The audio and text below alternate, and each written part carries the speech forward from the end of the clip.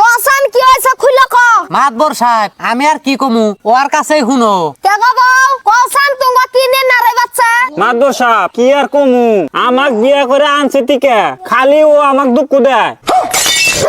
এ সামনুল কি কয় না দুকু দাসকে দেখছ না ওরা এখনো বয়স কম আছে দেইকা হইনা কাম করা হারস না হেই মাদর চাচা কি কই না আমাক কষ্ট দেয় খালি রাত করে জ্বালা যন্ত্রণা করে বৌমা তুমি খুইলা কসে কি জ্বালা যন্ত্রণা করে ও রাত 12টার সময় বাড়ি আহে আইসা ও আমার কাঁচা ঘুম ভাঙিয়ে দেয় স্যাংরা সুডুল মানুষ একটু আটু তো রাত করে বেড়াবই আরো কি করে কও এই শীতের মধ্যে পাও পাথরের নাগাল ঠান্ডা করে আমার গতরে নাগায়া দেয় আমার কি বাটে কওছেন এটা তো সহ্য করার কথা না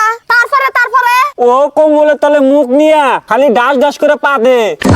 তাতে কোনো সমস্যা নাই আমি খালি যদি একটা ফুসপাত দেই ওর বলে দম বন্ধ হয়ে যায় আমাকে ও নাতি দিয়ে খাড়ে থেকে ফালাইয়া দেয় ইস এই কানার কপালে কোনদিন ধন না রে তোর তেল ধরছে এই ঠান্ডার মধ্যে কত যুবক বয়ের নিগে ইসার মতো লাভ করে ওরে কি তুই জানোস